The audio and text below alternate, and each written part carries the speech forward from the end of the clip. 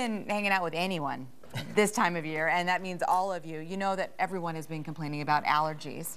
We have Dr. Suneil Jain here with us this morning talking about some natural ways to fight this problem. And I'm sure you get this question all the time because some people believe allergies can actually turn into colds and then into the flu. Is that true? I mean, it can happen, but it's not the norm. So most of the time, it's just some chronic symptoms that you experience through for a few months when everything is blooming, from runny nose, itchy eyes, cough, sneezes. Sure. But rarely does it turn into an actual cold. How do we know, though, what the difference is, whether or not it is a cold or just allergies that we're dealing with? Yeah, you know, symptoms that kind of persist for extended periods of time can, you know, you can kind of assume that those are more allergy related. It is initially when the symptoms first come on, especially if you've never experienced the allergies before, it can be a little confusing. But the symptoms that persist tend to be more allergy related. Okay, all right. And when it comes to spring allergies, I know that you are all about doing this the natural way. There are so many people who don't like taking medicine. Yeah. Yeah, as much as possible. I mean, if you can treat it naturally, then that's the way to go before you have to jump to prescription meds.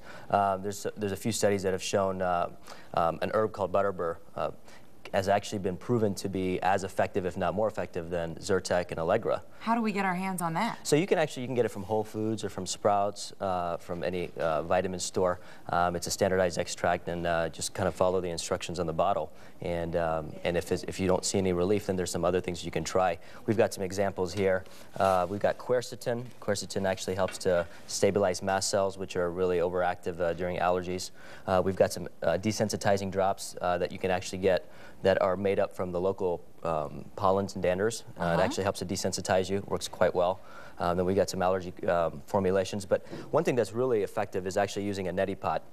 And you can Which is really sexy, by the way.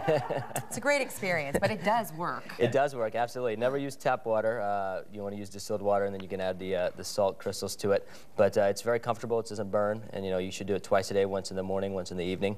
It really helps to irrigate the sinuses. And then we also do acupuncture.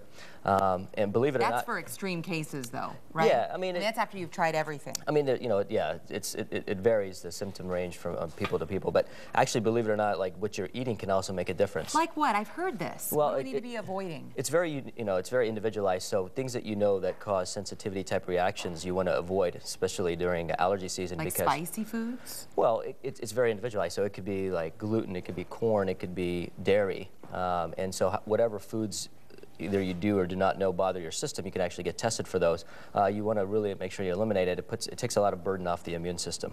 Okay, and we've talked so much about this in terms of time of day. You mentioned the neti pot doing it day and night, or probably right when you wake up and then when you go to bed. Sure. But is there a time of day we need to be thinking about doing some of these other things? Well, that's where like some of these desensitizing drops come into place, where if you're out, especially like say you're out playing around a golf and you're out in the environment, you can take these desensitizing drops fairly regularly throughout the day. You can actually add it to your drinking water, and it helps to desensitize you and eliminate those symptoms. And you say that there is a way that we can prevent these allergies altogether. What is it? Well, I think eating the best that you can.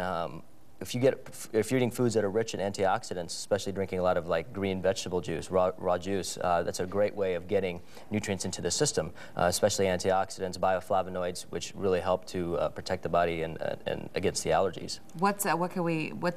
What kind of vegetable has bioflavonoids? I feel so smart saying that. Well, you have onions have it. You've got some fruit like citrus. Okay. You've got spinach, kale, broccoli. These guys have a lot of antioxidants, and so chards. And so you can kind of juice that and make it taste pretty good. All right, Dr. Jain, thanks for being here this morning. All right, thank you. With some natural remedies.